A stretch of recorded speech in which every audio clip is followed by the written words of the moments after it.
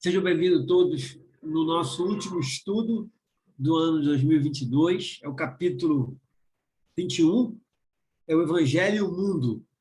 É um capítulo diferente, um capítulo com muita novidade, coisas novas. A gente sempre tem que ficar muito aberto para o novo, né? Nunca devemos discordar de ninguém, pois eu sempre falo isso, discordar não é elegante. Às vezes a gente escuta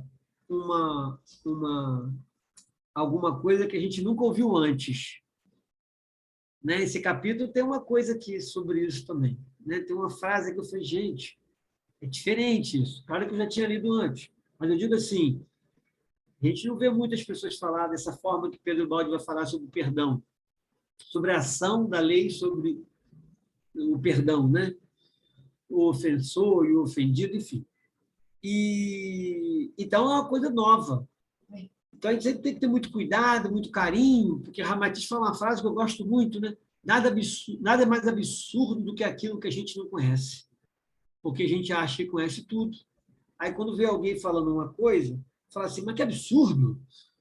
Quando a gente vê uma pessoa falando, mas que absurdo! Né? É aquela pessoa que está feliz, está completa com o que ela já tem dentro dela de informação. Não é? Então, ela não se abre para o novo, para o diferente. Então, Pedro Baldi, nós temos que ter muito cuidado com a linguagem dele, porque ele dizia que não escreve para o homem de hoje. Eu sempre falo muito isso. Eu escrevo para o homem da nova civilização do terceiro milênio. Então, estudar Pedro Baldi é como se a gente já se projetasse para o futuro. Aí fica difícil, às vezes. Né? Fica difícil. Difícil por quê? Difícil porque como é que eu posso me projetar para o futuro com a evolução que eu tenho hoje?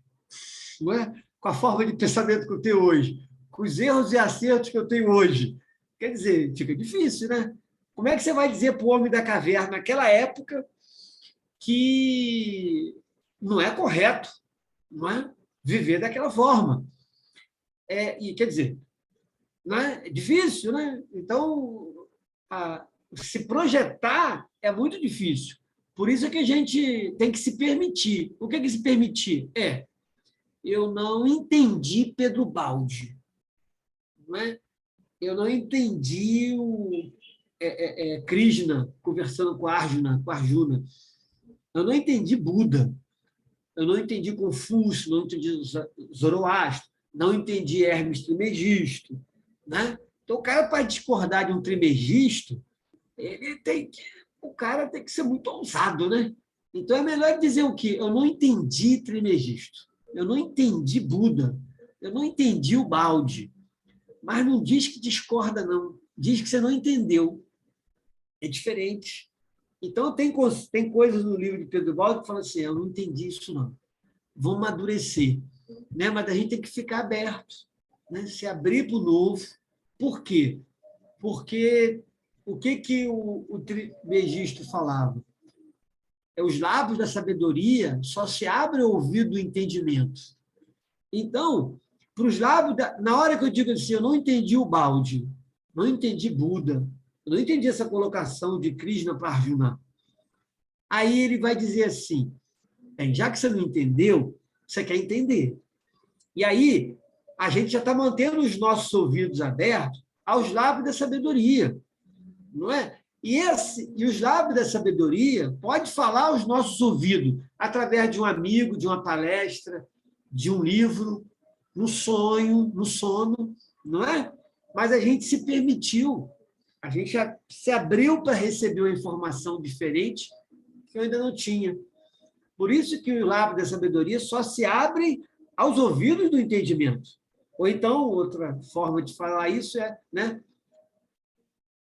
manter os seus ouvidos abertos aos lábios da sabedoria. Os lábios da sabedoria só se abrem aos ouvidos do entendimento. Se eu não quero entender, os lábios da sabedoria se mantêm fechados, né? Porque eu estou pleno, não é? Então, para uma pessoa que está plena, não é isso? Não tem mais espaço. Então, que essa abertura nossa, desse nosso último estudo, a gente venha com essas reflexões, não é? Porque cada ano passa, a gente, a cada fim de ano, avalia, reavalia, não é? Então, que a gente possa sempre recomeçar a cada ano, mantendo os nossos ouvidos abertos aos lábios da sabedoria. Não é? Como dizia o nosso amigo, quanto mais eu sei, mais sei que nada sei. Então, não é? A gente não sabe nada. Quando a gente verdadeiramente faz isso, uma atitude na nossa vida, muita coisa nova, diferente, vem para todos nós. Então, que o Balde Francisco, que o nosso Mestre Jesus, o grande aniversariante desse mês, nos envolva, nos abrace, nos impulsione a nossa alma a esse novo, a esse diferente. Porque a gente só evolui, só muda, quando a gente muda os métodos que a gente usava ao longo da nossa encarnação, das nossas encarnações. Se a gente usar os métodos e critérios, existiu evolução. Mas eu só posso usar um método diferente se eu conhecer um método diferente, se eu me permitir a um método diferente. Senão, eu vou continuar na mesma. Né? Então, essa é a lei, e, como disse brilhantemente Pedro Baldi, essa é uma lei igualitária. A lei de Deus nos iguala. A lei de Deus faz todos nós sermos iguais. A lei de Deus ela é única. A lei de Deus nunca vai ver a forma, nunca vai ver a condição externa nossa, seja qual for. Não é? Ela é movida pelos nossos pensamentos, ela é movida pelas nossas atitudes, ela é movida pela nossa ação. Não é? E a ação é uma particularidade do ser humano. Então, a lei de Deus iguala a todos nós. Ou seja, ela é a mesma para o rei ou aquele que serve ao rei. Não muda nada. Por isso é que a gente vê que sabedoria de Ubaldi a nos convidar, é um convite, a nos convidar a observar essa lei de um outro ponto de vista. Nós temos o nosso ponto de vista, mas o Baldi nos convida a ver sobre um outro ponto, porque são vários pontos, não é? Esse é o convite que ele faz a gente em toda a sua obra. E nunca vamos nos esquecer, a obra não é de Baldi. Quem escreveu, inspirado Pedro Baldi, estava por Jesus e Francisco. Então, é um diferencial. Então, quando a gente fala assim, eu discordo de Ubaldo, a gente tem que discordar de Francisco, discordar de Jesus, aí fica mais difícil para a gente, né? E outra coisa também que eu nunca posso deixar de falar, a obra de Ubaldo foi traduzida, sabe? E na hora que a gente traduz um livro, a gente tem que contar com outras coisas também. Né? Você quer ver? Olha só, vamos pegar uma pessoa evangélica para traduzir a obra de Ubaldi. Vamos pegar uma pessoa universalista, bem imparcial, para traduzir a obra de Ubaldi. Vamos pegar um professor de literatura, vamos pegar um ateu, vamos pegar um espírita kardecista, vamos pegar uma pessoa católica. Agora, pede a pessoa trabalha com tradução, né? Quer dizer, como o pastor trabalha com tradução, o homem ateu trabalha com tradução, eles são convidados a traduzir a obra de Ubaldi. Gente, tem termos que o cara não conhece, não é? Tem coisas que não dá, aquela linguagem não é da pessoa. O que ela vai fazer? Ela vai usar um termo próprio que vai se adequar àquela tradução para aquela pessoa. Então, a gente tem que contar com isso também. Sabe? Se a gente lê a obra de Ubaldi em italiano, isso é uma coisa. Ler a obra de Ubaldi no português, a gente tem que levar em conta que, às vezes, o tradutor pode ter, não é, sido parcial. Ele pode ter traduzido de acordo, não é, com o que ele já conhece na sua tradição religiosa ou no seu dia a dia da vida dele. Não é isso? É isso que a gente tem que tomar também, tem que levar isso em conta, muito em conta isso aí, quando se traduz uma obra. Certo? Porque um amigo, uma certa feita, falou para mim assim, Fernando, o livro de Ubaldi, o último livro dele, italiano, fala de alguns termos que na tradução não é a mesma coisa. Né? Eu falei, então, é isso que eu estou colocando, não é isso? Mas o cara é italiano, né? Ele domina a letra, né? E também domina o português. Observação dele. É o que eu estou falando aqui também. Tá bom? Só coisa importante para todos nós. Então, Gabriel, vamos iniciar aí o Evangelho e o mundo.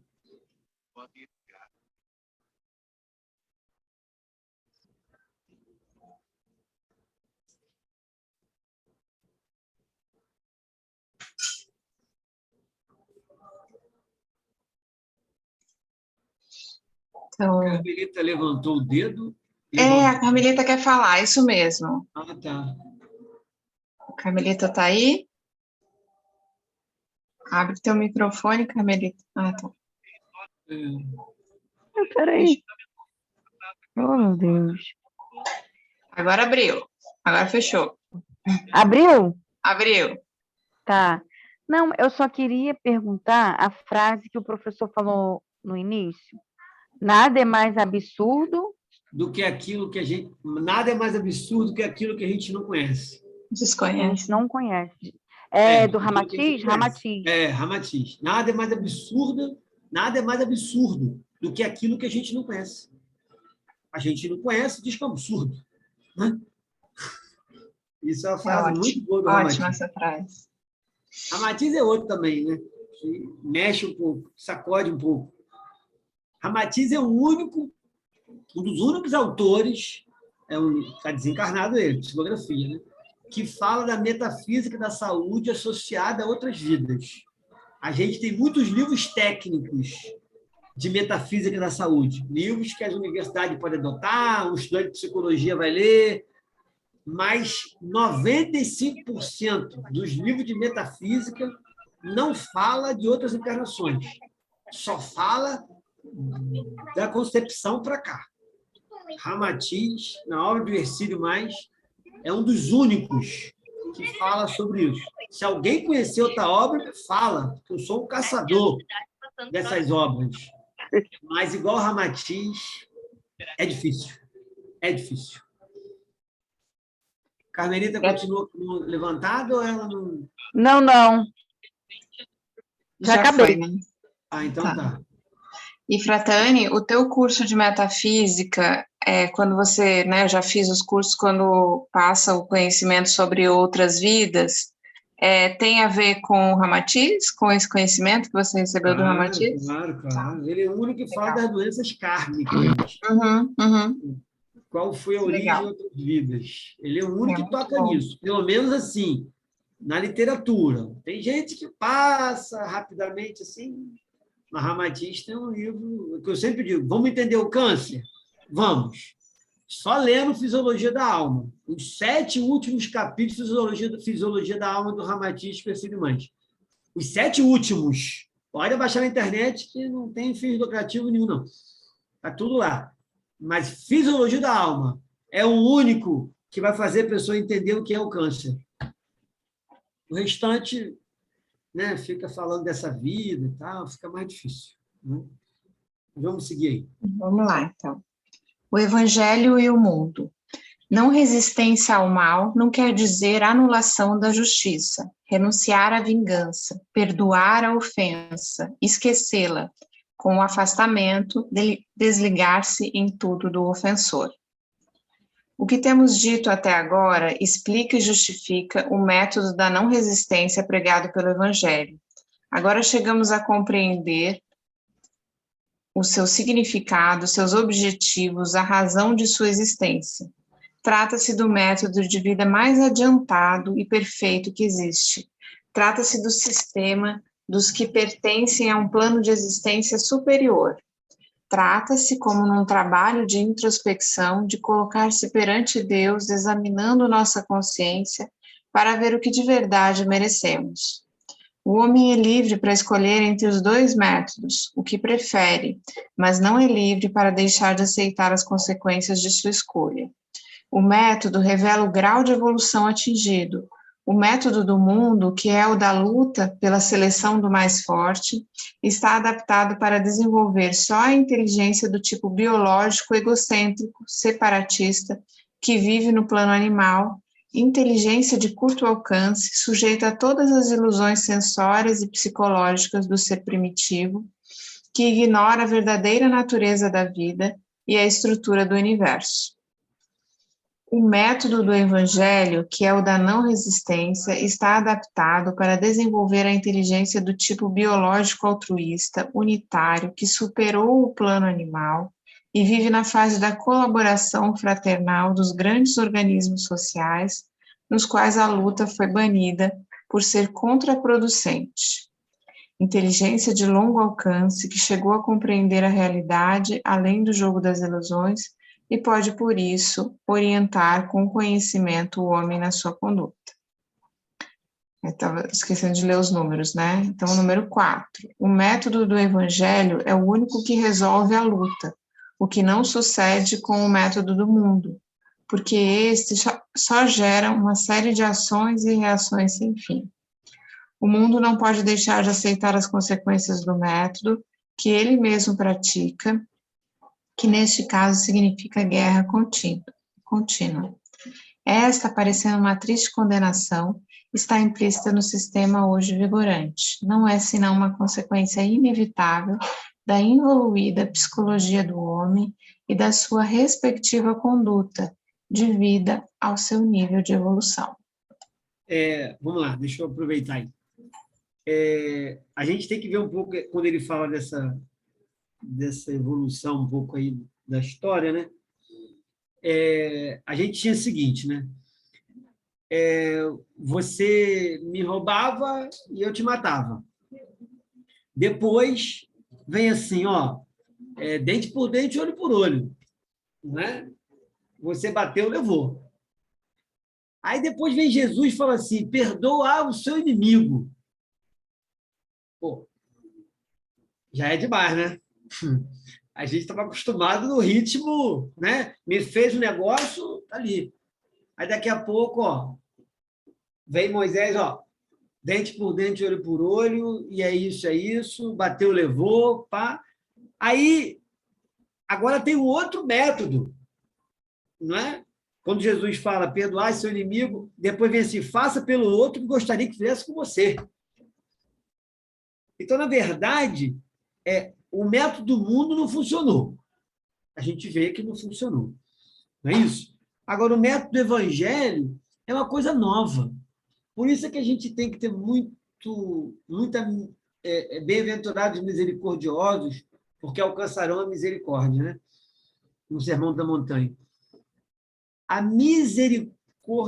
Ser misericordioso com o outro é impossível se a gente não for misericordioso com a gente. Pedro Baldi fala uma coisa, você só pode ver fora de você o que você já consegue ter dentro de você, não é? Então, não adianta você querer que uma pessoa veja a beleza do pôr do sol se essa beleza não está ainda despertada dentro dele, não é? Uma flor de girassol se abrindo, uma flor de maracujá tão bonita, primeiro tem que ter essa beleza dentro dela. Então, observa só, a gente está falando de uma nova civilização no terceiro milênio. Faça para o outro o que você gostaria de fazer para você, que alguém fizesse com você. Quer dizer, isso, se a gente parar e pensar, quando eu falo ter misericórdia com a gente, isso é coisa muito nova. Jesus falou isso tem 2000 anos só. Só 2000 anos. Não é? Nós já tivemos 700 encarnações.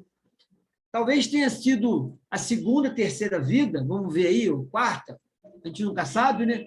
Que a gente estava no primeiro contato lá que tivemos com Jesus. Primeiro que a grande maioria, né, gritou Barrabás. Não é isso? Então, quer dizer, o que é que a gente vê disso? Aí, quando que eu comecei a tomar consciência desse conhecimento? é muito novo, é uma coisa muito nova, muito recente, né? Acabei de ouvir de Jesus que eu tenho que perdoar o meu próximo. Acabei de ouvir de Jesus que eu tenho que fazer pelo outro o que eu gostaria que fizesse comigo. Aí vamos parar e vamos pensar, né? A gente conhece essa lei, não é isso? Agora é o exercício dela. Agora é o exercício. Não é? Mas ninguém se liberta se não for pelo conhecimento. Então, conhecer não significa que a gente já faz. Falar não significa que a gente já faz. Mas é o começo. Mas é o início de tudo. Então, não dá, Fernando, não dá para perdoar o inimigo. Não dá para fazer por aquela pessoa o que eu gostaria que fizesse comigo. Não dá. Né? Mas cada um só pode dar o que tem. Ué. Não tenha dúvida disso. Por isso que eu falei, misericórdia primeiro com a gente, né? Com a nossa dificuldade. Por isso que eu falei na abertura, Pedro Baldi diz, eu estou escrevendo para o homem da nova civilização do terceiro milênio. Isso aqui é um pré-requisito para esse cara viver a nova civilização. Não é isso? E quando ele fala mais adiante, ele vai falando essa questão da... gera uma série de ações e reações sem fim. Aí ele fala, o mundo não pode deixar de aceitar as consequências do método que ele mesmo pratica, que nesse caso significa guerra contínua. Porque guerra contínua. Porque no momento ainda é dente por dente, olho por olho. Gente, eu vi um pai falando para o filho, se você voltar chorando da escola, eu vou te bater, hein? Por quê? Porque o garoto apanhava e ficava quieto. Então, quer dizer, nós ainda estamos no dente por dente, olho por olho. Não é isso? Então, quer dizer, até sair, até essa energia ir se desfazendo cada vez mais, é o método do mundo, é o tempo, né? É o tempo. E a gente vive nesse mundo.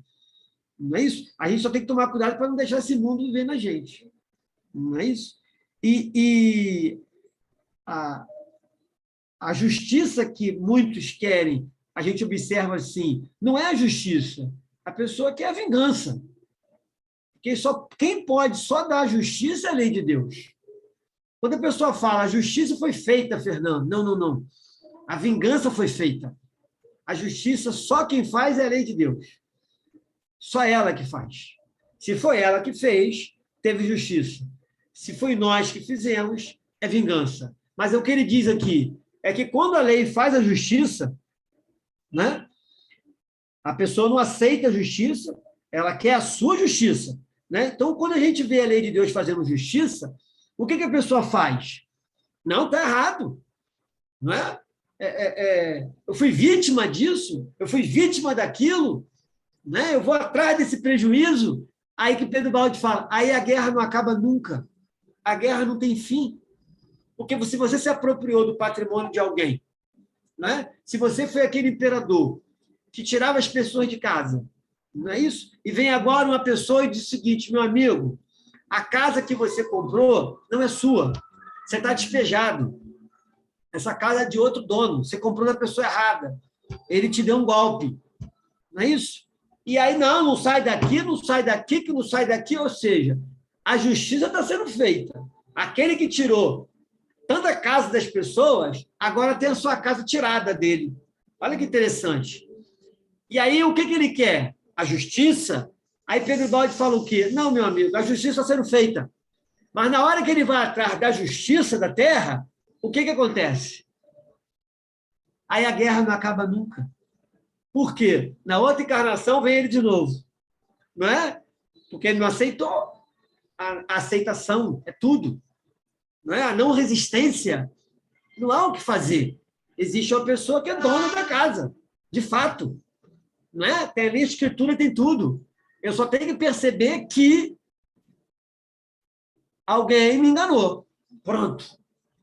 Agora, o que eu vou fazer a partir disso é que pode começar o que Pedro Baldi fala aqui, ó, a guerra continua. Uma guerra contínua nunca acaba. Nunca acaba. Se eu não aceitar, se eu resistir, a guerra nunca acaba. É uma guerra contínua. Não tem jeito. Tani, Né? e então, com isso você está dizendo, né, o Baldi está dizendo também que a gente não deve entrar com processo na justiça, por exemplo? Gabriela, mais adiante ele vai colocar uma questão aí, que eu ia até colocar sobre isso. Deixa Uhum. ele passar mais adiante aí, que vai ter uma hora que ele vai falar alguma coisinha exatamente da justiça, o homem fazendo essa justiça. Deixa Tá mais bom, adiante aí. legal. Eu até vi que ele falou sobre isso e até comentar sobre isso. Né? Ah, então tá, legal. Eu estava pensando sobre isso essa semana, antes da aula, e agora você falou. Mas aqui ele fala isso. Vamos Então tá bom. continuar. Cristo, com o seu exemplo. Cristo, com seu exemplo, realizou na prática o método da não resistência, que constitui a condenação mais completa ao sistema humano de ataque e defesa. A luta entre Cristo e o mundo representa a luta entre dois planos de vida e tem uma profunda significação biológica no que respeita ao problema da evolução.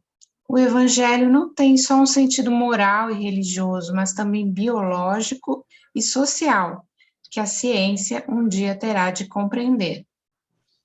O homem que chega à prática o evangelho, ou praticar o evangelho, entra num plano de existência superior e possui poderes superiores, domina o atual plano humano, ficando acima de todas as suas lutas.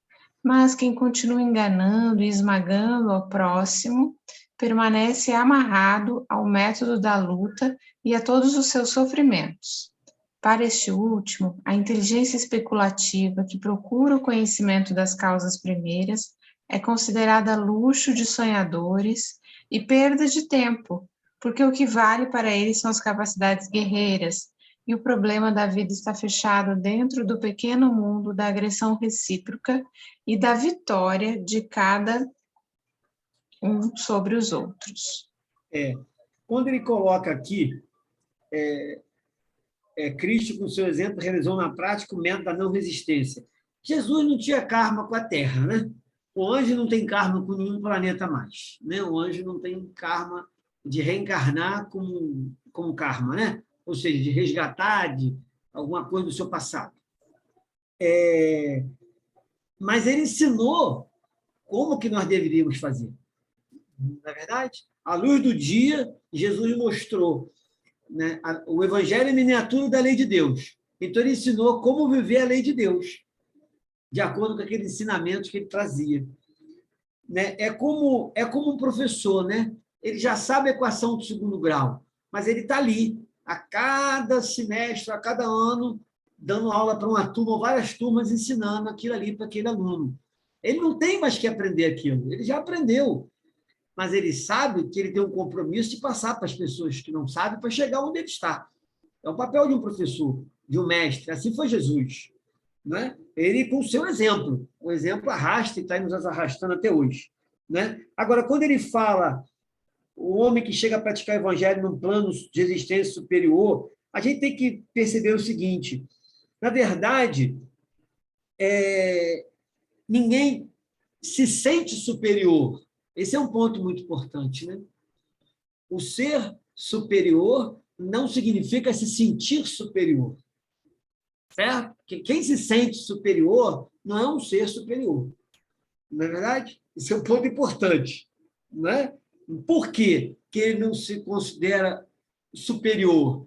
Porque, como disse o nosso amigo, que eu já comentei aqui uma vez, quando perguntaram a Dalai Lama, depois de 40 anos, 30, 40 anos envolvido com o mundo espiritual, se ele se considerava uma pessoa melhor, ele disse: meu filho, eu estou cada vez pior. Né? É exatamente isso. Né? Porque quanto mais a gente reza, mais assombração aparece. Quanto mais a gente evolui, não é verdade?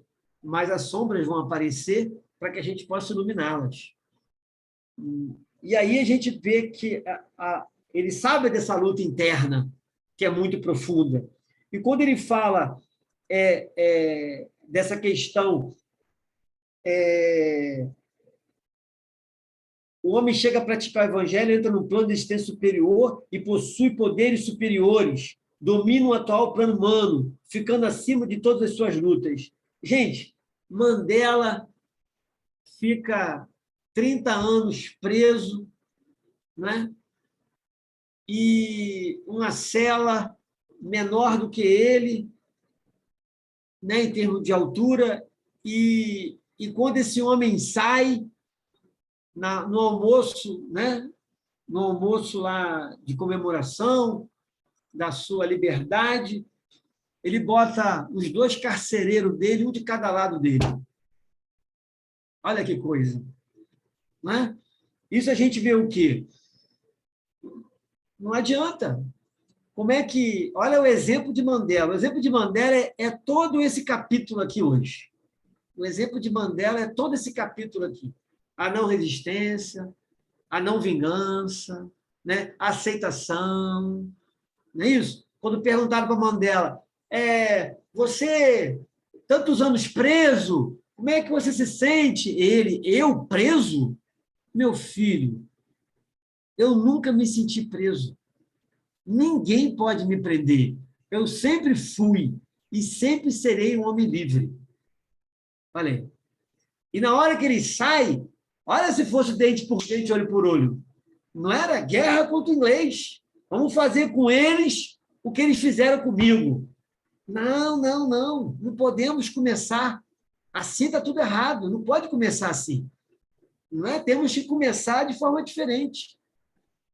Amando, olha o que Jesus falou, amai-vos uns aos outros. Perdoai os seus inimigos. Faz para ele o que você gostaria que fizesse para você. Então, Mandela, esse capítulo todo que está aqui, cada coisa que a gente vai ver, a gente vai observar a atitude desse homem nobre, não é? Não é mais dente por dente, olho por olho. Não é porque fizeram isso que... Senão, eu sou igual a eles. Não é verdade? Uma pessoa que se vinga é igual àquela pessoa que fez aquilo para ela. Não tem jeito. Vou fazer com ele porque ele fez para mim. Não é? Fernando, eu viajei e a pessoa queria que eu trouxesse uma coisa de fora, de outro estado, né? E quando eu precisei dela, ela não me ajudou. E agora ela queria minha ajuda. O que você fez? Eu não ajudei. Aí eu falei, mas você errou. Você errou. Você tinha que ter ajudado. Não é porque você fez exatamente o que ela fez com você. Está vendo o que é dente por dente, olho por olho? É isso que nós temos que tomar cuidado. É isso que nós temos que tomar cuidado. Né? A vida nos dá essas oportunidades de fazer diferente. Senão a gente se iguala ao outro. Mandela deixou bem claro. O agir daquela pessoa, o agir do inglês, não tem a ver com o meu agir. O agir dele é o agir dele. O meu agir é o meu agir. É isso, é essa condição que o Baldi fala para a gente chegar. Né? O agir do agressor, do meu agressor, é o agir do meu agressor. O meu agir é o outro agir. Não é isso? Então, é diferente. Não, a atitude do outro não justifica a nossa. Nunca pode justificar. Nunca, nunca. Né? Ele foi manso comigo, eu fui manso com ele. Não, não, não, não. O agir dele é o agir dele. Tem que ser o seu agir. Ele foi grosso comigo, Fernando. Eu fui grosso com ele. Tá vendo? O agir do outro interferiu no seu agir. Não pode ser assim. Mas vamos seguir, Gabriela. O erro do mundo consiste em ignorar a presença da lei, não levando em conta um fato tão importante. Assim, quando o homem recebe o ataque, em geral, apressa-se a reagir com um contra-ataque, porque julga que não o fazer perdoando significa ter de receber e absorver o mal. Mas nisso só o homem míope pode acreditar, fechado no seu pequeno mundo de lutas, ignorando que vivemos dentro de um todo orgânico, dirigido e dominado pela justiça de Deus. Quem sabe isto compreende que o não reagir não quer dizer ter de absorver o mal, mas que, número 1, a reação é um direito que não pertence ao homem, mas só à lei de Deus. Número 2, se desejarmos a justiça, estejamos certos, a reação da lei é muito mais poderosa que as reações alcançáveis pelos nossos pobres recursos humanos. Isso porque também não há distância de tempo ou espaço que possa paralisá-lo. 3. Com nossa reação humana, não afastamos nem apagamos o mal, a não ser na aparência e provisoriamente, porque não eliminando sua causa, ele voltará para nós. Com nossa reação, nós geramos outro mal igual, aumentando em lugar de apagá-lo, atraindo para nós em vez de afastá-lo. Assim, quem entendeu o Evangelho, quando fala de não resistência, não pode julgar o método do nosso mundo senão como errado, apto somente para gerar sofrimentos. Isso, vamos continuar mais um pouco. O Evangelho Quem quiser fazer algum comentário, fica à vontade. O Evangelho não está perseguindo sonhos fora da realidade. Pelo contrário, tem uma lógica bem raciocinada e positiva. Trata-se tão só de uma realidade diferente que o homem, por não a compreender, julga errada como coisa irrealizável. Se o Evangelho não nos impele contra o ofensor, antes nos leva para o perdão, e isso encontra sua plena justificação no fato de que a verdadeira causa que devemos combater não é o ofensor, mas nós mesmos, que perante a lei merecemos a ofensa. Se o objetivo tem de ser o de destruir o mal e não o de deslocá-lo de um lugar para o outro, como faz o mundo, então é lógico e sábio o método do Evangelho, que não nos estimula contra a causa próxima e aparente, que é o nosso inimigo, mas convidando-nos a perdoar-lhe, a entregar tudo à justiça de Deus sem resistência, nos dirige, pelo contrário, para a verdadeira causa, que são nossos erros e defeitos. Só desse modo se pode acertar o alvo, que o mundo ainda não o conseguiu, prova o fato de sempre destruir inimigos e ainda estar cheio deles. Essa colocação dele é interessante, né? Porque quando ele fala o mundo ainda não conseguiu prova, o fato de sempre destruir inimigos e ainda está cheio deles. A gente tem que analisar, quando ele fala aqui, né? Nos dirige, pelo contrário, para a verdadeira causa, a justiça de Deus, nos dirige, pelo contrário, para a verdadeira causa, que são nossos erros e defeitos. Então, na verdade, aqui estão nossos inimigos. Né? Quem é o nosso inimigo? O nosso passado. Né? Aonde estão os nossos inimigos? Dentro de nós. Então, na verdade, a gente, quando ele fala aqui, o fato de sempre destruir os inimigos e ainda estar cheio deles.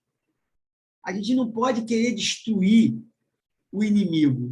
Ou seja, a gente não pode querer destruir aquela sombra que nos incomoda tanto. A gente tem que acolher. Então, na verdade, eu tenho dificuldade de perdoar. Tudo bem, né? Mas você não pode se culpar por causa disso.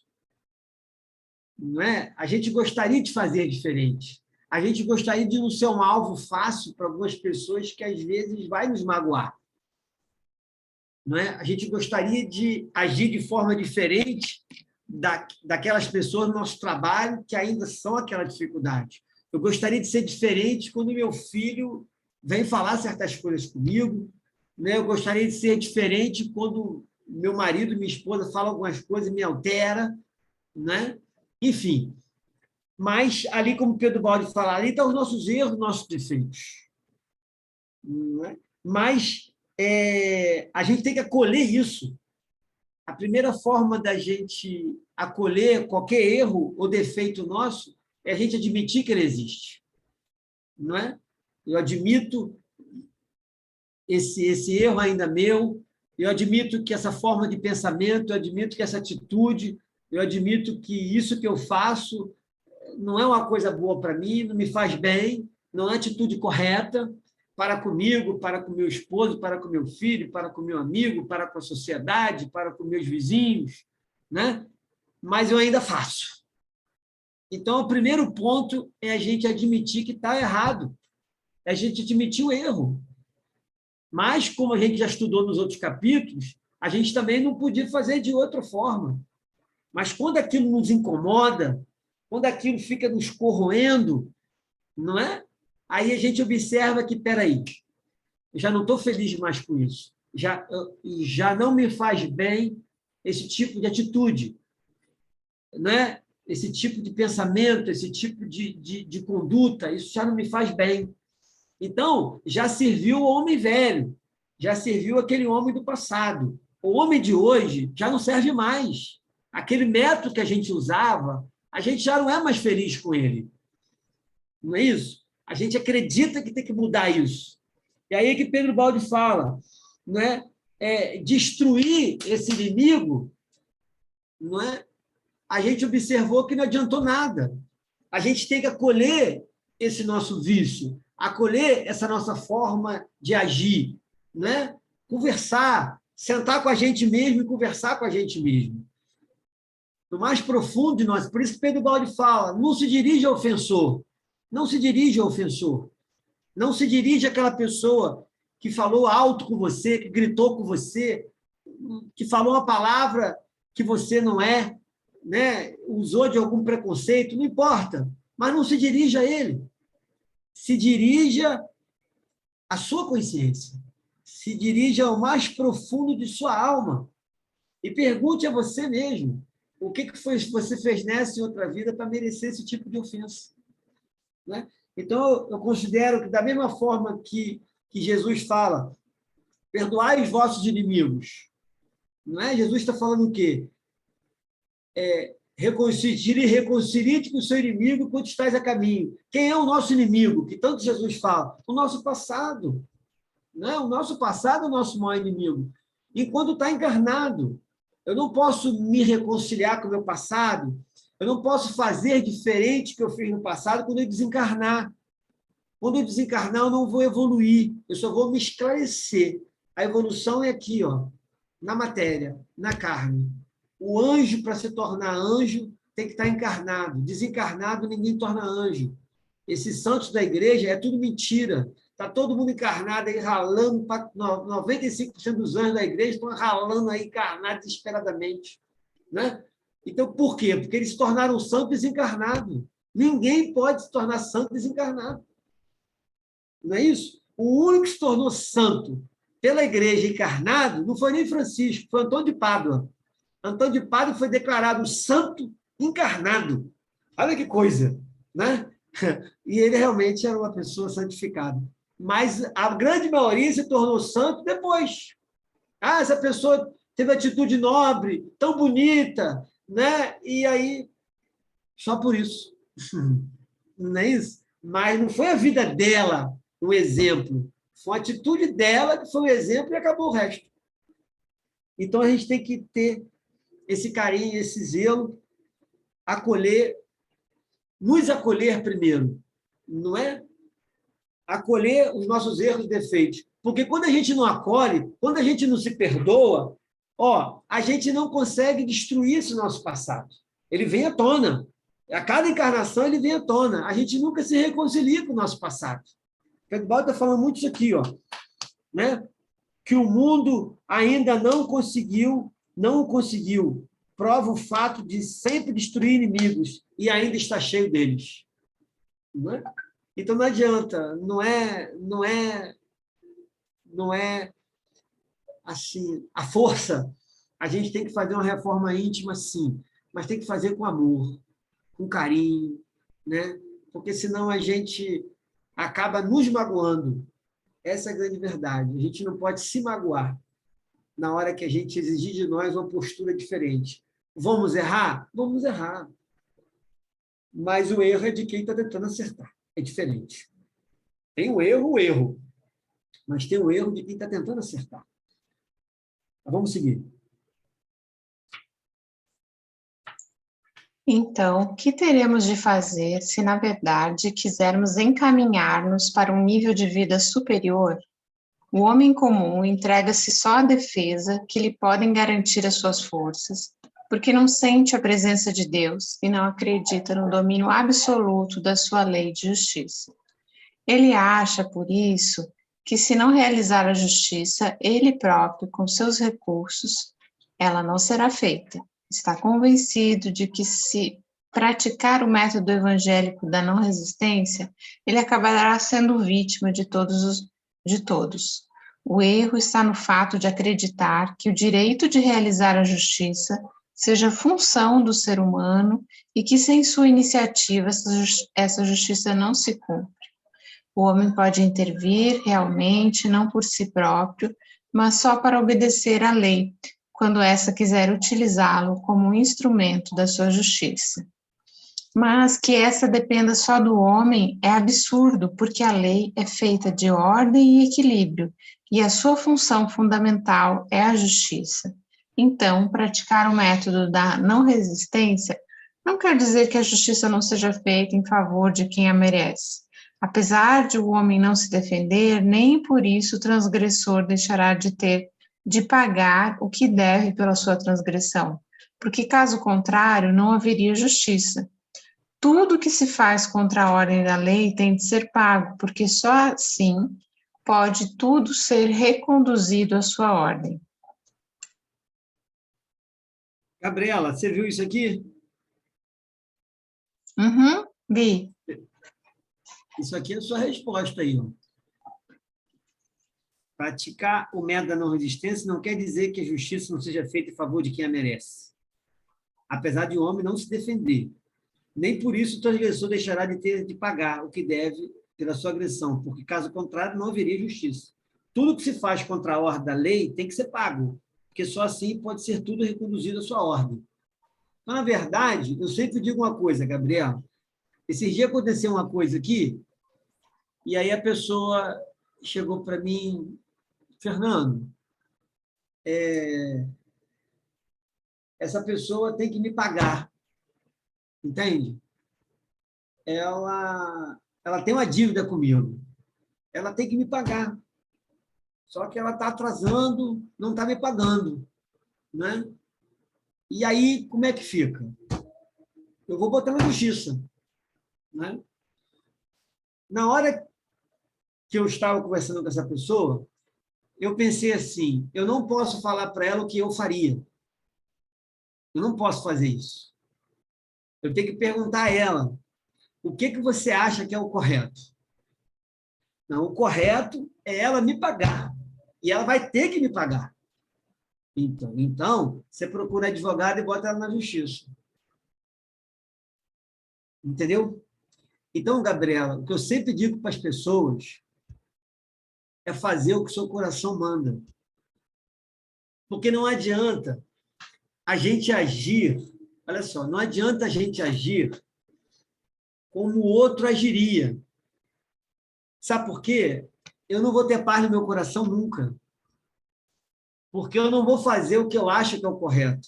Vou fazer o que o outro acha que é o correto.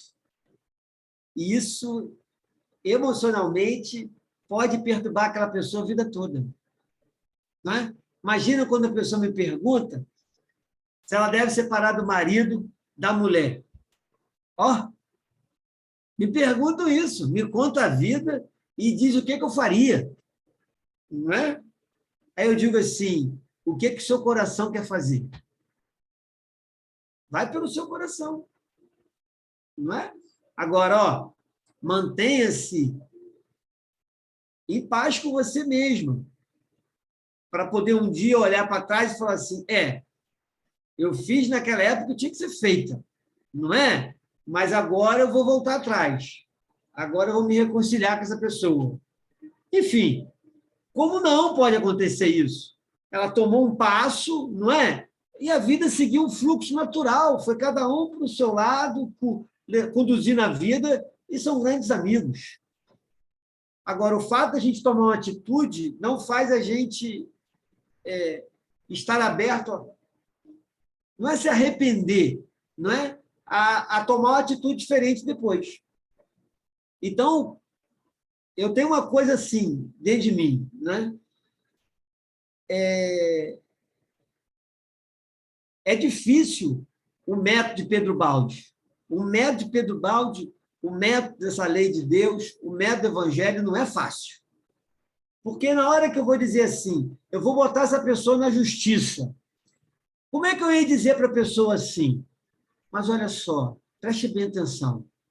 Se ela te pagar, né? Se ela te pagar, tá ótimo.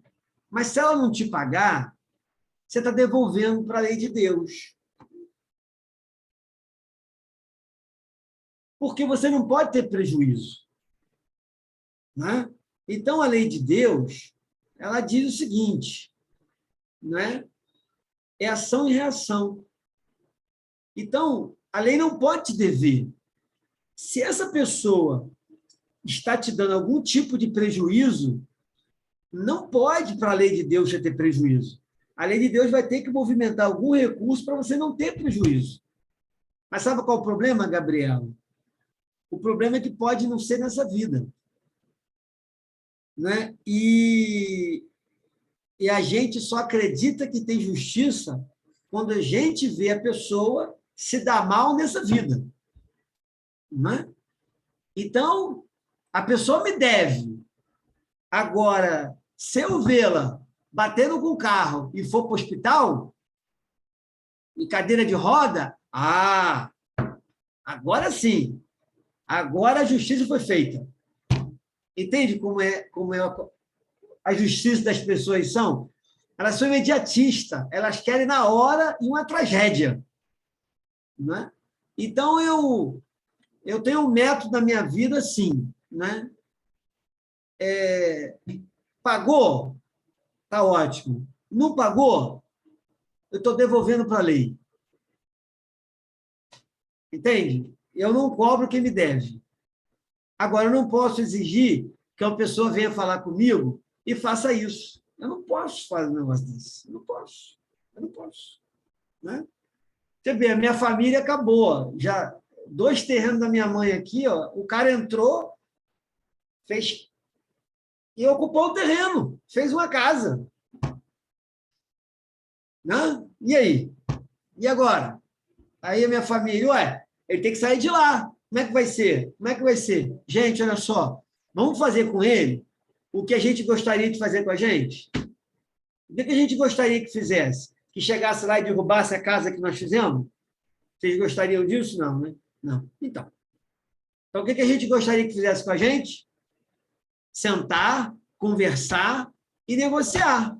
Porque o cara foi enganado. Deram o terreno nosso para ele em troca de uma casa que ele fez. Ele também foi enganado. Né? Não tem nada errado. Sabendo que, né, a gente que gosta muito de numerologia, né? Uma família 7 foi estelionatária, vendeu a mesma casa para 5 pessoas, o mesmo terreno. Né? Então, minha família, Maciel, é 7, fomos estelionatários do passado. Aí, quando chega agora, a lei de Deus, a lei de Deus faz a justiça. Não é?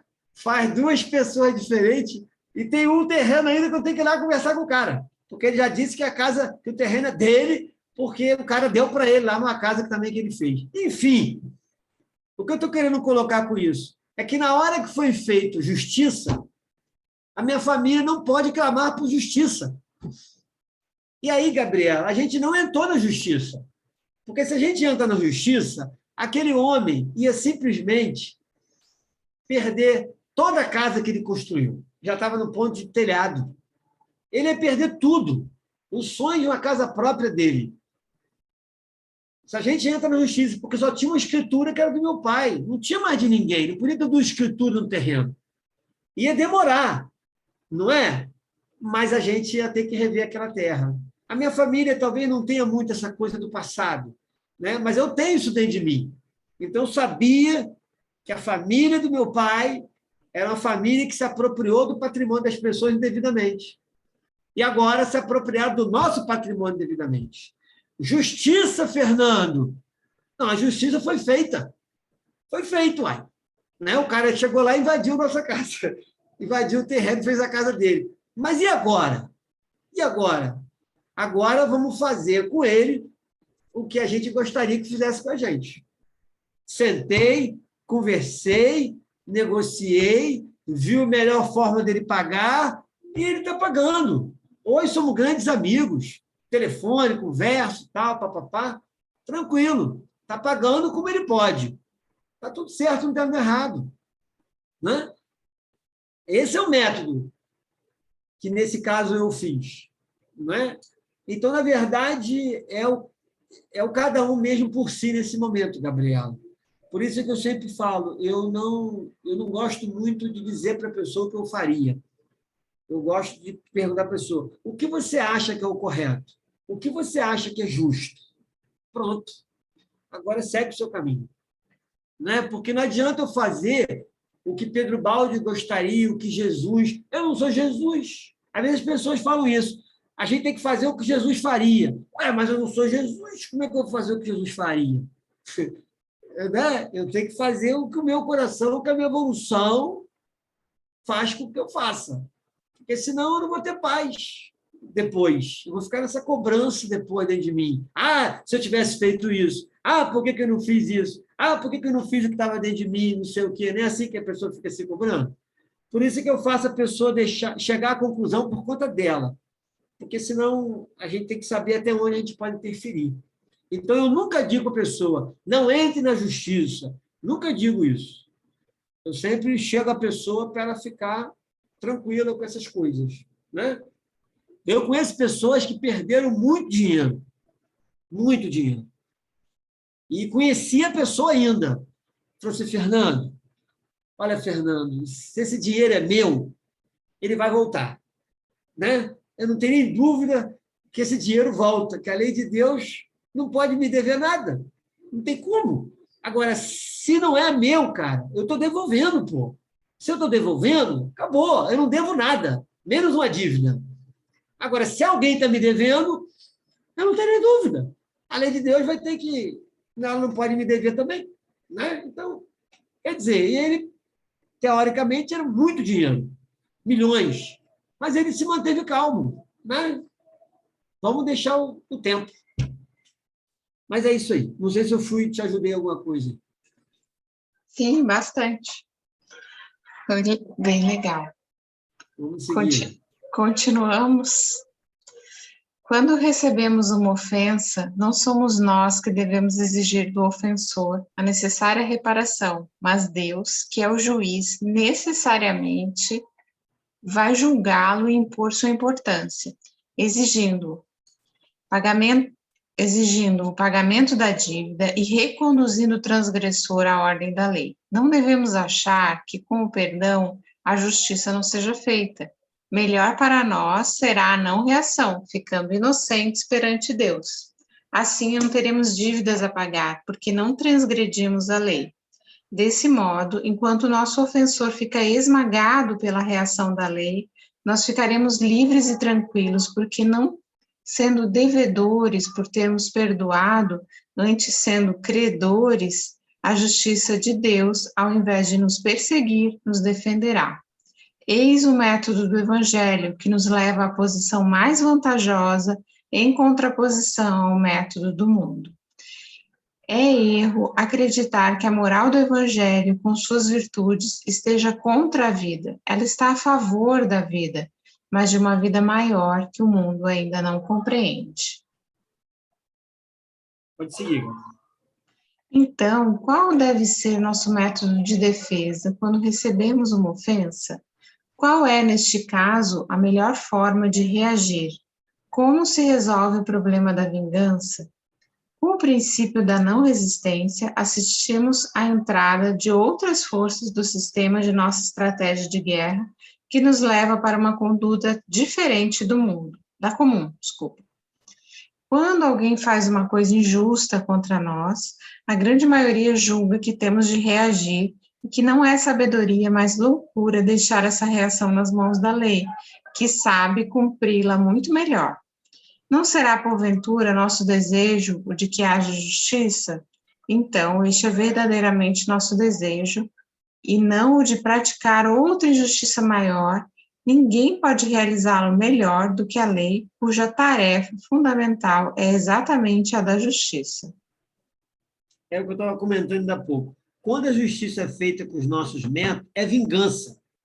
E a gente vai ter que responder por isso. Entende? É isso que Pedro Baldi fala. Se usar os nossos métodos do mundo, é vingança, gente. Agora, se usar os métodos aplicados no Evangelho, aí é outra história. Né? Por isso que ele fala, a ação é nossa. Quanto à reação, entrega na mão da lei. Né? A ação é nossa. A reação é por conta da lei. Só existe um juiz. Está aqui, ó, é Deus. Né? Então, a ação é nossa. O juiz é Deus. É lei. É outra história. Né? Então, vamos seguir aí. Observemos, então, qual é a técnica com a qual se desenvolve esse processo de defesa. Tá certo, né? O lugar tá. Isso. Examinemos quais são as condições necessárias para que a lei funcione e realize em nosso favor essa defesa. Antes de tudo, é necessário que renunciemos à vingança. Isso é lógico para quem compreendeu que é muito mais fácil chegar à justiça por intermédio da lei, que possui poderes maiores do que os nossos. O mundo julga essa renúncia, que nos faz recuar perante o ataque como fraqueza e covardia. Isso pode ser verdade na lógica das leis que dirigem o plano de vida animal e do homem que a ele pertence. Mas para quem subiu a um plano mais alto, essa renúncia significa afastar o empecilho ou lançar por terra a parede representada pela nossa intervenção, que paralisaria o funcionamento da lei com relação a nós. Está vendo aqui? Então, o mundo julga essa renúncia que nos faz recuar perante o ataque como fraqueza e covardia. A gente fica muito preocupado com os outros, né? O que os outros vão falar, a família, e não sei o quê. Esse cara é bobo, é um trouxa, não sei o quê, não sei o que lá. Eu vejo pessoas, às vezes, saindo de uma relação de casamento, seja marido, seja mulher, dizendo assim, Fernando, eu peguei o meu travesseiro, minhas coisas íntimas, certo? E deixei tudo para trás. Tudo para trás. Eu não quero nada. Eu tenho a minha vida. Não quero nada. Não quero a casa, não quero nada. Nada. Eu não sou pegado aquilo tudo. Não quero nada. E nem se ele quiser me dar alguma coisa, eu não quero nada. Eu saí com a minha roupa, o outro fala que saiu assim, saiu assado, e reconstruiu a vida toda. Ah, mas você é muito trouxa? Você ajudou? Você é isso? Você é aquilo? Papapá. Gente, ela ia ficar 20 anos na justiça brigando com o marido. 20 anos na justiça brigando com a mulher. Olha a paz que ela conseguiu. E outra coisa, se desencarna. Já arrastou para outra. Não é? Porque já desencarnou com a mágoa, aquilo tudo. Então, é esse método que aqui fala, ó, o mundo julga essa renúncia que nos faz recuar perante o ataque como fraqueza e covardia. Isso não é fraqueza e covardia, isso é só para os corajosos e para os fortes. Porque disse Jesus para Simão Pedro, aos fortes e capazes o Pai solicita, aos fracos ele compreende e ampara. Está vendo? Aos fortes e capazes, o Pai solicita. Aqui, ó. Isso não é fraqueza, isso não é covardia. Mas a gente quer aplauso do mundo. É isso aí! Bota na justiça! Vai ter que pagar tudo! Isso é vingança. Isso não é justiça. Mas tem que tomar muito cuidado com isso. Por isso que eu digo, eu não dou opinião nenhuma. Certo? Eu sou bem parcial quanto a isso. Eu sempre observo. Ó, faça o que está no seu coração. Não é? Mas vamos seguir, galera.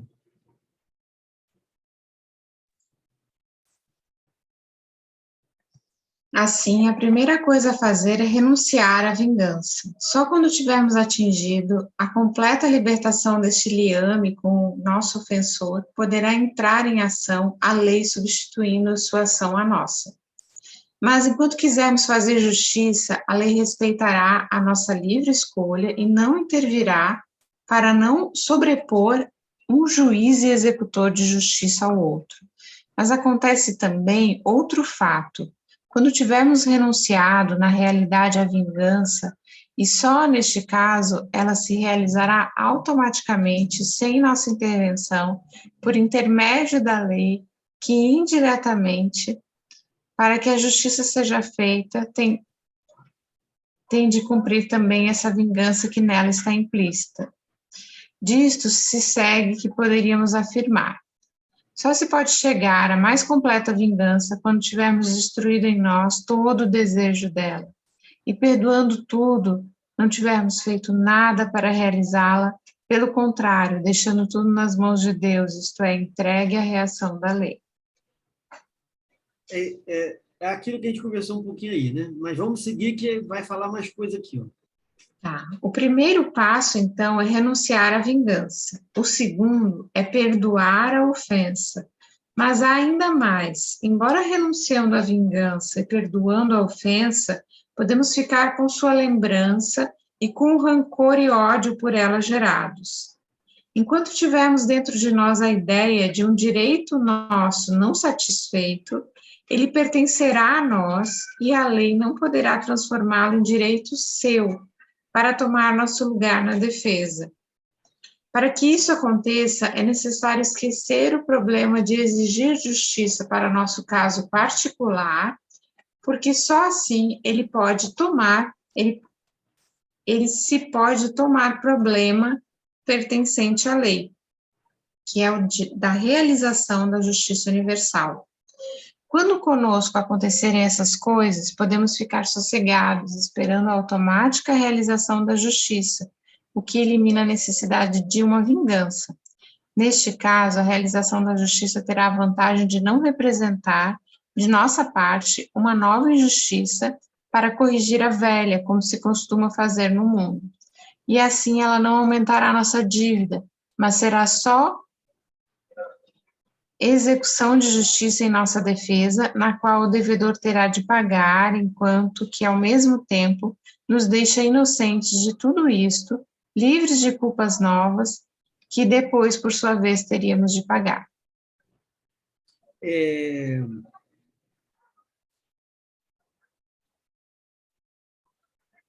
Eu vou esperar, eu acho que na frente ele vai falar alguma coisinha que eu ia comentar aqui. É melhor deixar ele falar. Vai, Gabriela, mais um pouquinho. A coisa mais importante é ficarmos isentos de qualquer dívida. O segredo de nossa vitória não é o de possuirmos força, mas de estarmos limpos de qualquer mancha. Por isso, não devemos ficar ligados ao ofensor, que representa a injustiça, nem sequer por um pensamento de vingança. Quem apenas perdoa, não reage e não exige compensação, mas admite a ofensa e a dívida dos outros a seu respeito. Mas para que se desloque completamente de nós para a lei, a função da realização da justiça, é necessário não conservar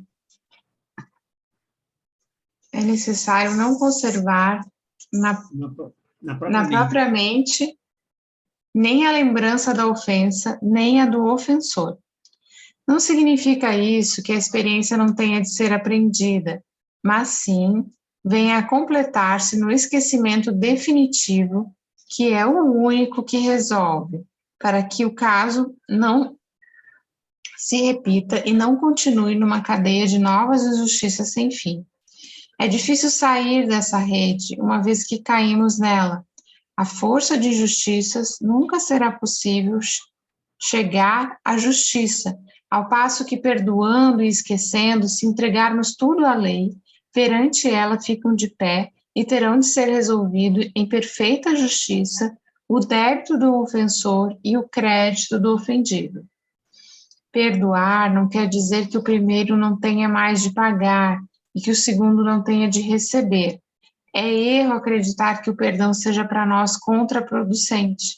Ele representa vantagem, porque liberta quem perdoa de todas as más consequências, ao mesmo tempo que não apaga o débito do ofensor, o qual não tem de prestar contas a um homem, o ofendido, mas ao próprio Deus. Só assim se pode sair do plano da injustiça baseada na força, que é o plano do mundo, e entrar no da justiça, que é o de Deus, o que para o homem justo representa a melhor posição e vantagem. Na verdade, aí tem muitas coisas, né? Quando ele fala, não tem que prestar conta a um homem ofendido, não é aquela pessoa, muitas das vezes, que vai ter que estar encarnada com a gente, né? Aquela mãe que não fui um bom filho, não é aquela mãe que vai encarnar comigo novamente para me poder fazer diferente, né? Então, muitas vezes, não são os mesmos personagens. É como ele diz aqui, ó, não tem que prestar conta ao homem, mas ao próprio Deus, a própria lei que eu tenho que prestar contas. Não é isso? Então, às vezes, a gente acha que, não, às vezes aquela pessoa está anos-luz à nossa frente e ela vai ter que encarnar com a gente só porque eu tenho que pedir perdão a ela. Nada, que isso. Né? Vai vir uma outra figura de mãe, uma outra figura de irmão, uma outra figura que represente o vizinho que eu fui, não é? Que represente o aluno que eu fui, não importa. Mas vai ter outra pessoa representando isso tudo. Mas ele fala coisas aqui bem fortes, né? Nesses dois parágrafos aqui. Uma é essa questão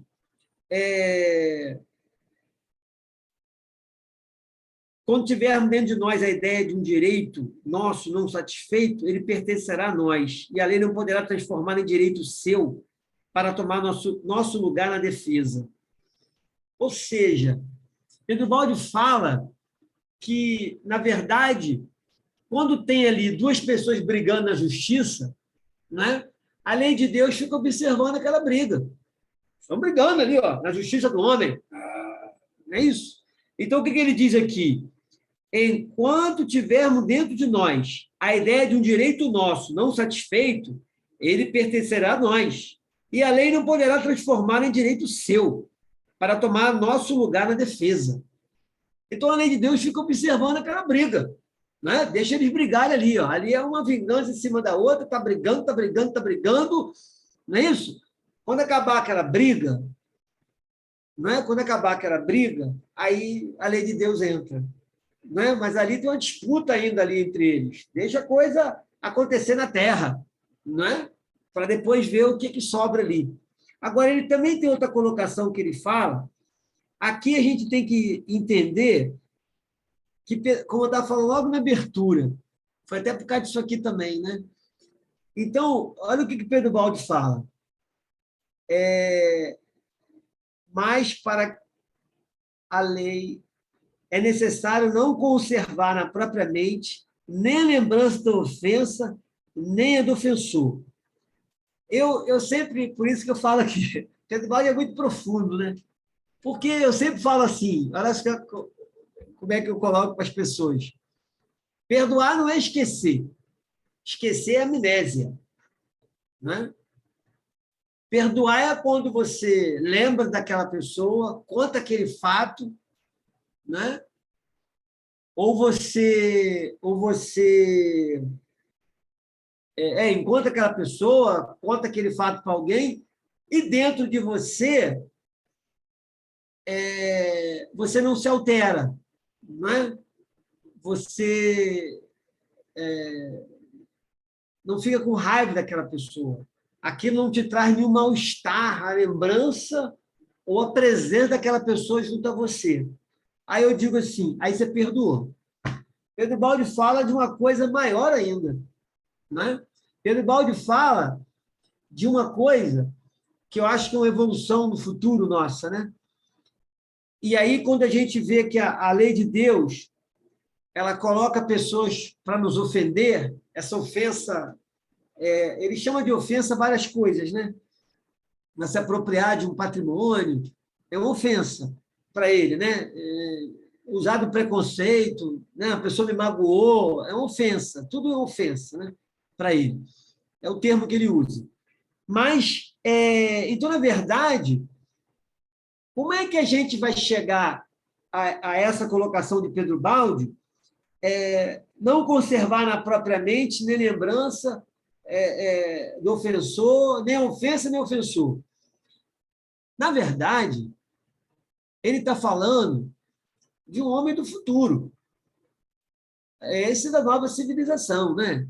Porque para a gente é um exercício grande isso. Se a gente não... olha como é que eu falei que eu falava. Ó, esquecer é amnésia. Você não pode esquecer o que a pessoa te fez, senão ela vai fazer de novo. Aí Pedro Baldi fala aqui que ele está falando uma coisa diferente. Então, como é que a gente vai ensinar uma pessoa a perdoar?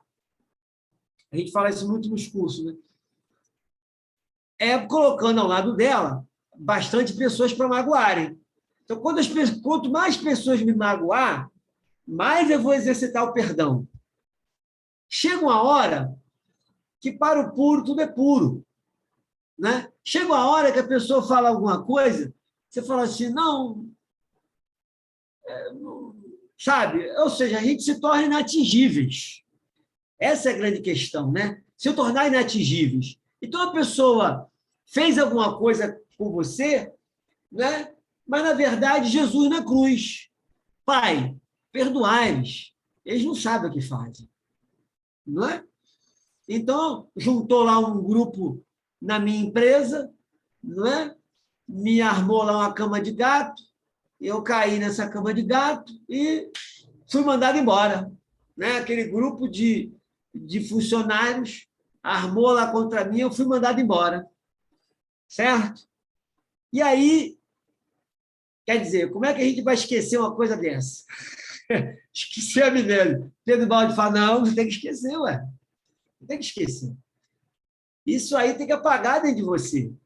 Né? Não vai nem lembrar mais. Mas é o que eu estou te falando. Ele não fala para o homem de hoje. É o que ele diz. A minha obra é para o homem de amanhã. Então, é importante de ter informação.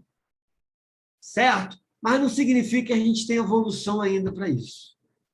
A informação é uma coisa. Ter evolução para isso é uma outra coisa. Ou seja, se tornar inatingíveis. Aquela pessoa, pai, perdoa essas pessoas na empresa que me mandaram embora. Eles não sabem o que fazem. Eles não sabem o que fazem. Não é? Porque, olha a obra de Pedro Baldi, eles estão sendo instrumento da lei para fazer eu resgatar o meu passado. Esse entendimento não é difícil, não é fácil. Isso é uma coisa, né, para a nova civilização, terceiro milênio. Por isso é que eu estou falando, eu sempre falo, né? A gente tem que ter muito carinho com a gente mesmo, não é? Mas eu posso ter entendido de outro jeito, né? Se alguém quiser também se colocar, fica à vontade. Mas ele coloca de uma coisa muito maior, né? E ele falou aqui atrás, enquanto tiver dentro de você esse desejo de vingança, enquanto estiver dentro de você, a lei de Deus não pode agir. A lei de Deus não pode agir. A lei de Deus primeiro espera você resolver isso dentro de você. Resolveu? Resolveu. Agora, quem te ofendeu está livre para que a lei de Deus possa agir sobre ele. Olha que forma diferente de pensar. Não é? É igual o trigo e o joio. Não tem que estar junto? Tem que estar junto. Né? Vamos colher? Ainda não é hora. Espera crescer. Espera dar o fruto. Quando é o fruto, a gente colhe. Não é isso que a lei de Deus está falando? Ele está falando da lei de Deus? É isso aí. A lei de Deus quer a vida dos dois, cumprindo sua missão. Não é? Está ali os dois, ó. Um magoado com o outro, você magoado com a pessoa com você. Está ali, ó. É o trigo e o joio, ó. Está junto, ó. Mas chega a época da colheita, né? Chega uma época de, ó, cada um para o seu lado, esqueceu. É a época da colheita. Mas enquanto está tudo junto, enquanto tem mágoa, tem ressentimento, desejo de vingança, né? Eles têm que crescer junto, ó. Eles estão tendo uma função um para o outro, né? Mas depois vem a colheita, certo? Quando vem a colheita, é porque já aprendeu o que tinha que aprender um com o outro. Não é isso? Agora a lei de Deus entra. É isso que Pedro Baldi está falando. Agora a lei entra para poder trabalhar a questão que aconteceu. Porque o fato de eu esquecer não significa que a lei não vai reagir, né? Não é? Não tem nada a ver uma coisa com a outra. Você vai esquecer, ele fala isso aqui, você vai esquecer, você tem que esquecer da ofensa, do ofensor, mas não significa que o ofensor está livre da ação da lei de Deus. A lei só está esperando, não é? Olha a colocação dele aqui atrás. A lei só está esperando a sua reação terminar. Terminou a sua reação, agora a lei entra e vai agir como ela tem que agir. Acho que é o último parágrafo, Gabriela. Isso. Não há dúvida de que tudo isso tem sua lógica e beleza, mas é verdade também que quase ninguém o pratica, julgando loucura. A fera também julgaria loucura mudar-se para as nossas cidades, onde não saberia viver. Cada um está adaptado ao seu plano de vida, e isso não destrói as vantagens do progresso. Mas por que o mundo ainda não compreendeu a utilidade desse novo método de vida e não segue? Quais são as razões? Responderemos a essas perguntas no próximo capítulo. Em 2023. Isso que 16 de janeiro de 2023. Não tem jeito. Quem não quiser esperar até lá vai ter que ler sozinho, né? Não, mas tá tranquilo. É. Eu vou dar uma fechada aqui por cada hora, aí depois você pode fechar a gravação e a gente vai conversar uns 5 minutinhos antes, tá bom? Sobre aquilo que eu falei do ano que vem, a gente traçar aí uma estratégia para o ano que vem. Tá? Quando ele fala, a gente tem que sempre ver, né? O Evangelho, ela fala de uma poda, de um corte, de uma poda, mas vamos trabalhar em cima da poda, né? Então, observa que a poda na árvore, na planta, ela gera uma dor, né? Sempre tem a poda, aquilo gera dor. Tem planta que chega vamos botar entre aspas, né, a chorar, não é? Muito resinosa, ela começa a soltar aquela resina, né, como se fosse um choro. E a gente observa que aquela poda não se destruiu nada, né? Pelo contrário, se você não podar uma videira no meio do ano, como é que vai ter uvas novas? Não é verdade? Então, a gente tem que observar a dor de sentir o que a gente não gostaria de sentir, a dor da substituição de valores, a dor que uma semente sente, né? É uma dor profunda de uma semente. Ela tem que romper a casca dela. Olha, romper aquela casca, porque existe uma necessidade para que ela possa brotar, para que ela possa sair da condição de semente e se integrar essa totalidade. Afinal de contas, tem alguém muito triste naquela casa e ela vê aquela tristeza como uma motivação, como uma coisa, uma ação de uma pessoa. E qual é a reação dela? Né? Qual é a reação nossa diante de uma dor de uma pessoa, se não ajudar aquela pessoa a aliviar aquela dor? Assim é uma semente, não é? Ela absorve aquela tristeza daquela pessoa e ela tem que fazer alguma coisa. Porque compaixão não é só sentir a dor. A compaixão é fazer alguma coisa para aliviar a dor. E a gente vê aquela condição de uma semente, de uma peixe, brotar na casa daquela pessoa, ela rompe aquela casca, brota, não é? E no meio daquela diversidade toda, sem saber o seu futuro, mas ela se arrisca por amor, não é? Ela se arrisca por amor, porque ela quer aliviar a dor daquela pessoa que está muito triste. E aí ela nasce na casa daquela pessoa. E se a gente parar e pensar, conosco, com a gente não é diferente, não é? A gente, em determinados momentos, a gente sente que a vida nos podou, né?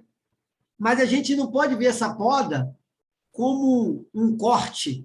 Pelo contrário, não é? Está nos eliminando. Não! Essa poda é evolução, é crescimento, é júbilo, não é? Então, na hora que a gente não reage, na hora que a gente não vai atrás da justiça dos homens, a gente pode sentir um fracassado, a gente pode sentir, como Pedro Baldi fala, né?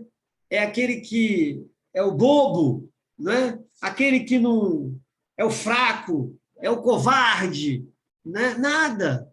Pelo contrário, ali nós estamos mostrando a nossa coragem de confiar numa coisa muito maior.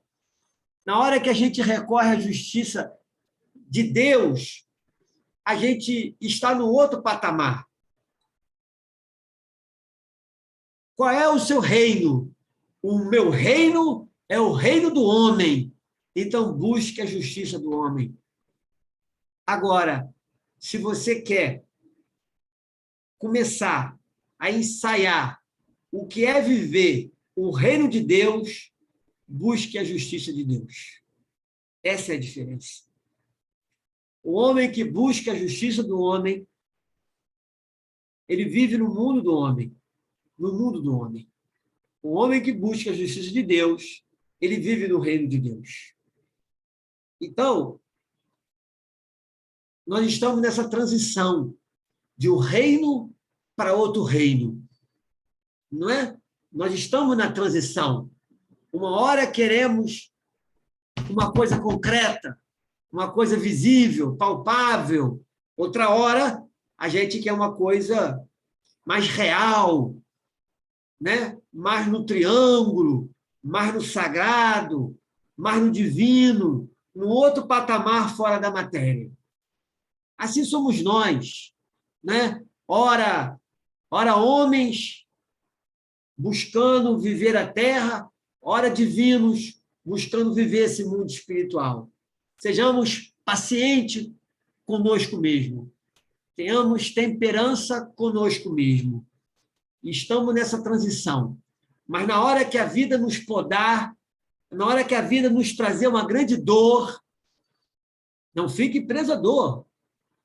Fique preso à possibilidade de um novo ramo, de um novo ser surgir a partir dessa grande dor, dessa grande dificuldade, dessa grande prova. Nós nunca saímos o mesmo. Nunca sai o mesmo galho depois que se poda uma videira.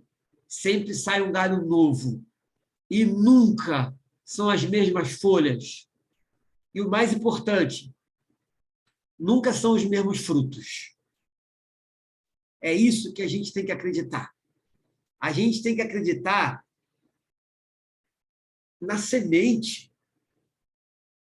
Mas como acreditar na outra semente se a gente ainda nem se permitiu que essa semente que somos nós se desintegrasse para esse mundo? Não é? Então, a gente tem que acreditar, muitas vezes, no que a gente não está vendo, mas acreditar que é real, que isso é o real, que isso é o verdadeiro. Então, que muitas podas esse ano tenham sido feitas em nossas vidas.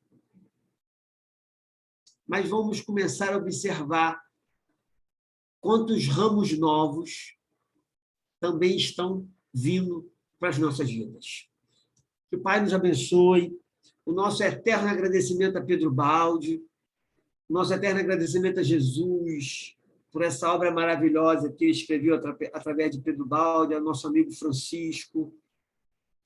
Que a gente possa dizer para Jesus, nesse ano que termina, dando os parabéns a você, Jesus, e te agradecendo por ser o nosso caminho, a nossa verdade e a vida. E a gente te pede, Jesus, perdão. A gente te pede assim, Jesus, perdoai-lhes ou perdoai-nos, porque muitas vezes a gente não sabe o que faz. Mas Jesus não espera da gente o que a gente gostaria de ser.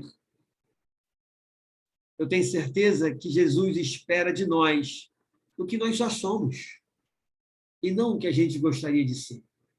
Jesus escolheu 12 homens doentes. E nós não somos diferentes desses homens doentes que ele escolheu. Então, que receba de todos nós, Jesus, um beijo em seu coração, de gratidão pelo que você fez por todos nós. Você não tinha karma nenhum conosco, mas você tinha um amor dentro de você. E por amor à nossa humanidade, você desceu até nós, por amor a nós, se permitiu participar dessa escola da vida e por amor a nós, se tornou o nosso mestre. Que Deus te abençoe, Jesus. Que o Senhor da vida te abençoe. E que a humanidade, ao comemorar o seu nascimento, também possa comemorar o seu nascimento no coração de todos eles. Que o Cristo, o Senhor da vida desse planeta, Jesus, te abençoe.